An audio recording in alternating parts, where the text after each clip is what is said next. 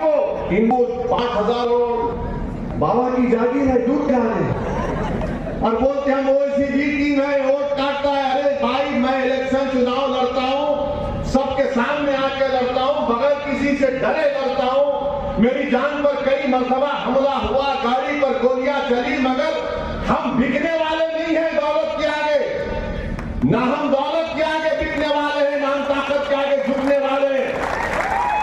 ये MIM party है। अब दूसरे देखे तो आप सब बिक गए, वो खरीद रहे, सेठ साहब खरीद रहे, ले ले कितना लेता है बोल, लगा तेरी गोली कितनी है बोल।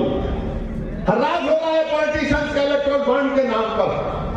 सब लोग अपने गरीबों की बात करते हैं तो उनको आईने में जाकर अपना चेहरा देखना पड़ेगा कि तुम क्या गरीबों से मोहब्बत करते जब उनका खून चूसने वालों से तुम।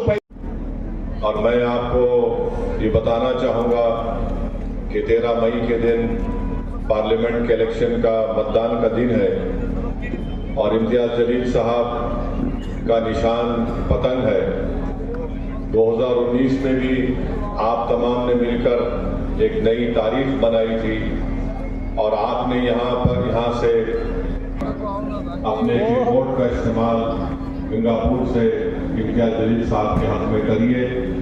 यहाँ पर बहुत से आपके मसाइल हैं, तकालीफ है। अभी हमारे राहुल भाई बता रहे थे कि यहाँ से 7 किलोमीटर दूर गोदावरी बहती है और गंगापुर के किसानों को गोदावरी से पानी नहीं मिलता, जिससे किसान बहुत परेशान हो जाता है। चाहे वो गन्ना उगाता हो या प्याज हो, उसको उसकी कीमत नहीं मिलती। ये ऐसे मसाइल हैं जिसके लिए आपको एक ताकतवर आवाज़ की ज़रूरत है और आवाज़ ऐसी होनी चाहिए जो हर समाज के लोगों की तकलीफ को समझ सके। मैं आपको बड़ी जिम्मेदारी के साथ बता रहा हूँ कि पिछले 5 साल से जब से आपने औरंगाबाद की जनता ने इम्तियाज जलील को अपने वोट और अपनी दुआओं से यहाँ का एमपी बनाया, इम्तियाज जलील साहब ने हर समाज के, हर समुदाय के लिए काम करने की पूरी कोशिश की।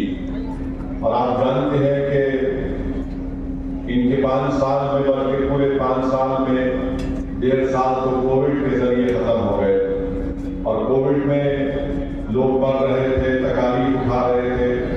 तो इम्तियाज जलील साहब को सिर्फ 3.5 साल का मौका मिला।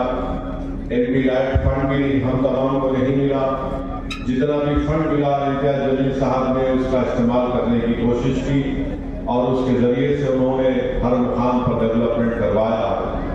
मैं यही बताना चाह रहा हूँ कि गंगापुर के विधानसभा में लासूर का जो रेलवे स्टेशन के क्रॉसिंग का मसला है, मैं आपसे वादा करके जा रहा हूँ कि इंशाअल्लाह ये लासूर स्टेशन के पास जो रेलवे गेट के क्रॉसिंग का मसला है, हम जरूर पूरी कोशिश करके उस मसले को भी हल करवाएंगे।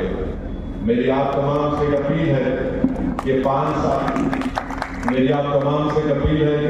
साल में आप इम्तियाज जलील साहब का कोई एक ऐसा स्टेटमेंट बता दीजिए कि इम्तियाज जलील साहब ने किसी समुदाय या किसी मजहब के मानने वालों का दिल तोड़ा है। इम्तियाज जलील का कोई एक स्टेटमेंट नहीं दिखा सकते। इम्तियाज जलील ने पार्लियामेंट में जब कभी भी बात की है, उनको मौका मिला, उन्होंने हर समाज की तरक्की के लिए और इंसाफ के लिए बात की।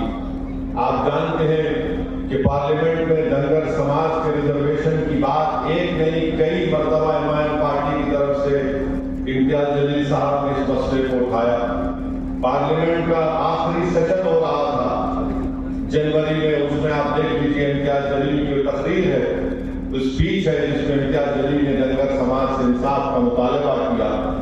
बल्कि इम्तियाज जलील ने अपनी स्पीच में बताया कि कैसे बीजेपी हो या शिवसेना हो या राष्ट्रवादी हो या कांग्रेस हो, इन्होंने धनगर समाज को सिर्फ उनके वोट हासिल करने के लिए इस्तेमाल किया, मगर उनसे इंसाफ नहीं किया। सामाजिक न्याय की बात सब लोग करते हैं, मगर उसको जमीन पर अमल करना, उसके ऊपर अमली जामीनामा पहनाने का काम अगर कोई कर रही है तो पार्टी एमआईएम पार्टी है। वहीं पर इम्तियाज जलील ने मराठा समाज के रिजर्व आरक्षण की बात की। वहीं पर इम्तियाज जलील ने अल्पसंख्यक समाज के मुसलमानों के आरक्षण का मसला उठाया कि किस तरह महमूद रहमान कमेटी की रिपोर्ट को बॉम्बे हाई कोर्ट ने कबूल किया था। मेरे भाई, मेरे बुजुर्गों, मेरी इज्जतदार माँ और बहनों, ये आपके एमपी की मेहनत रही है। और 20 साल से जिस पार्टी का एमपी जीत कर आ रहा था औरंगाबाद की जनता के वोटों से, वो जब कभी भी अपनी जबान से कुछ बोलते, अनाप शनाप भी बकते थे, वो दिल तोड़ने की बात करते थे, वो घरों में दीवार उठाने, नफरत की दीवार उठाने की बात करते थे, मगर इम्तियाज जलील ने वो काम नहीं किया।